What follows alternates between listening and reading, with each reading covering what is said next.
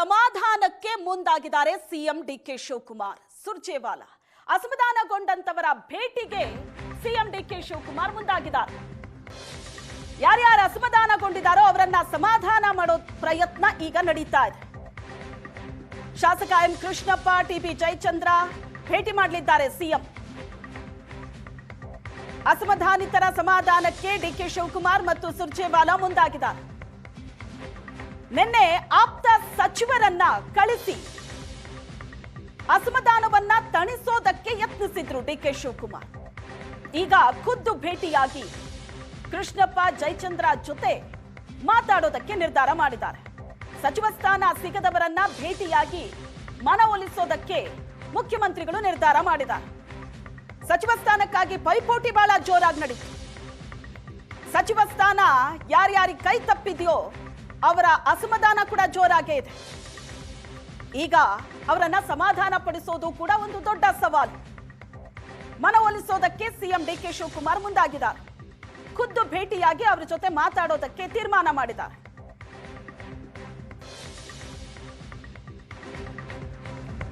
ಶಾಸಕರ ಅಸಮಾಧಾನ ತೀವ್ರವಾಗ್ತಾ ಇದ್ದಂತೆ ರಾಜ್ಯಕ್ಕೆ ಇವತ್ತು ಸುರ್ಜೇವಾಲಾ ಅಸಮಾಧಾನಗೊಂಡ ಶಾಸಕರನ್ನ ಸುರ್ಜೇವಾಲಾ ಭೇಟಿ ಮಾಡಲಿದ್ದಾರೆ.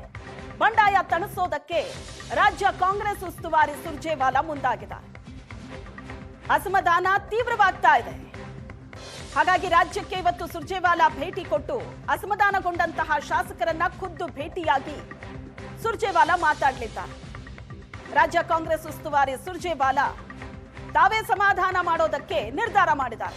ಒಂದ್ ಕಡೆ ಸಿಎಂ ಡಿಕೆ ಶಿವಕುಮಾರ್, ಮತ್ತೊಂದ್ ಕಡೆ ರಾಜ್ಯ ಕಾಂಗ್ರೆಸ್ನ ಉಸ್ತುವಾರಿ ಸುರ್ಜೇವಾಲಾ ಇಬ್ರು ಕೂಡ ಅಖಾಡಕ್ಕೆ ಇಳಿತಿದ್ದಾರೆ ಬಂಡಾಯವನ್ನ ತಣಿಸೋದಕ್ಕೆ. ಬಂಡಾಯದ ಬಿಸಿ ಜೋರಾಗ್ತಾ ಇದೆ. ಅಸಮಾಧಾನಿತರ ಬೇಜಾರು, ಬೇಸರ ತೀವ್ರವಾಗ್ತಾ ಇದ್ದಂತೆ ಈಗ ಸಿಎಂ ಡಿಕೆ ಶಿವಕುಮಾರ್ ಮತ್ತು ರಾಜ್ಯ ಕಾಂಗ್ರೆಸ್ನ ಉಸ್ತುವಾರಿ ಸುರ್ಜೇವಾಲಾ ಅವರೇ ಫೀಲ್ಡ್ಗಿಳಿತಾ ಇದ್ದಾರೆ ಸಮಾಧಾನ ಪಡಿಸೋದಕ್ಕೆ.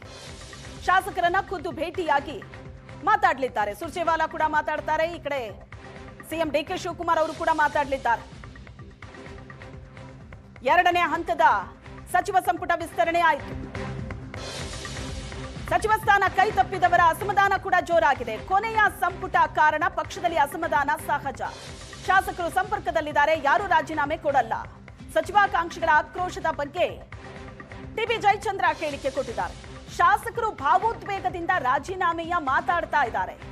ಸಿಎಂ ಜೊತೆ ಸಂಪರ್ಕದಲ್ಲಿದ್ದೀನಿ, ಸುರ್ಜೇವಾಲಾ ಬರ್ತಿದ್ದಾರೆ, ಭಿನ್ನಾಭಿಪ್ರಾಯ ಬಗೆಹರಿಸೋದ್ರ ಬಗ್ಗೆ ವರಿಷ್ಠರೇ ತೀರ್ಮಾನ ಮಾಡ್ತಾರೆ ಅಂತ ಹೇಳಿಕೆ ಕೊಟ್ಟಿದ್ದಾರೆ.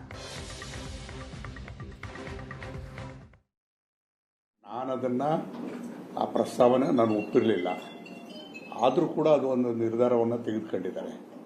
ಪಕ್ಷದ ಚೌಕಟ್ಟಿನಲ್ಲಿ ಪಕ್ಷದ ಒಗ್ಗಟ್ಟನ್ನು ಕಾಪಾಡೋ ಸಂದರ್ಭದಲ್ಲಿ ವರಿಷ್ಠರ ಮಾರ್ಗದರ್ಶನವನ್ನು ಕೂಡ ಪಡೆದು ಮುಂದೆ ಹೆಜ್ಜೆ ಇಡಬೇಕಾಗ್ತದೆ. ಆ ಕಾರಣದಲ್ಲಿ ಇವತ್ತು ಸುರ್ಜೇವಾಲಾ ಅವರು ಕೂಡ ಬರ್ತಾ ಇದ್ದಾರೆ. ಮುಖ್ಯಮಂತ್ರಿಗಳ ಸಂಪರ್ಕದಲ್ಲಿದ್ದೇನೆ. ನೋಡೋಣ, ಇವತ್ತು ಸ್ವಲ್ಪ ಎಲ್ಲ ಬಿಕ್ಕಟ್ಟುಗಳಿಗೂ ಕೂಡ ಇತ್ಯರ್ಥ ಆಗ್ತದೆ ಅಂತಕ್ಕಂಥ ವಿಶ್ವಾಸ ನನಗೆ ಇದೆ. ಅಲ್ಲ, ನನಗೂ ಬೇಸರ ಆಗಿಲ್ಲ ಅಂತಲ್ಲ, ಬೇಸರ ಆಗಿತ್ತು ಅದನ್ನು. ಅದಕ್ಕೆ ನಾನು ಕಾಂಗ್ರೆಸ್ ಚೌಕಟ್ಟಿನಲ್ಲೇ ಇರಬೇಕು ಅಂತೇಳಿ ಒಂದು ತೀರ್ಮಾನ ಕಾಗದ ಬರೀಬೇಕು ಅಂತ ಮಾಡಿದೆ. ಅಷ್ಟರೊಳಗಾಗಿ ಪ್ರೋಟಮ್ ಸ್ಪೀಕರ್ ಅಂತೇಳಿ ಅನೌನ್ಸ್ ಮಾಡಿದಾಗ ಅರ್ಜುನ್ ನಾನೇ ಸ್ವೀಕಾರ ಮಾಡಬೇಕಾಗಿ ಬರುತ್ತಿತ್ತು. ಸೊ ಹಾಗಾಗಿ ಅದೆಲ್ಲ ಇದು ಕಾಲಾವಕಾಶ ಇದೆ. ಖಾತೆಗಳೇನಾಗಿಲ್ಲ, ವಿಸ್ತರಣೆ ಆಗಿದೆ. ಖಾತೆಗಳು ಹಂಚಿಕೆ ಆಗೋದು ಇದೆ. ಅದರಲ್ಲೂ ಕೂಡ ಖಾತೆಗಳಲ್ಲೂ ಇನ್ನೊಂದರಲ್ಲೂ ಕೂಡ ಅದು ಸ್ವಲ್ಪ ಸ್ವಾಭಾವಿಕವಾಗಿ ಅದು ಪೈಪೋಟಿ ಇದ್ದೇ ಇರ್ತದೆ, ಪ್ರಯತ್ನಗಳು ಇರುತ್ತದೆ. ಸೊ ಹಾಗಾಗಿ ಅಂತಿಮವಾಗಿ ವರಿಷ್ಠರು ಅದನ್ನು ಮಧ್ಯದಲ್ಲಿ ಕೂತು ಮುಖ್ಯಮಂತ್ರಿಗಳ ಜೊತೆ ಚರ್ಚೆ ಮಾಡಿ ಇತ್ಯರ್ಥ ಮಾಡುವಂಥ ಕೆಲಸವನ್ನು ಮಾಡ್ತಾರೆ.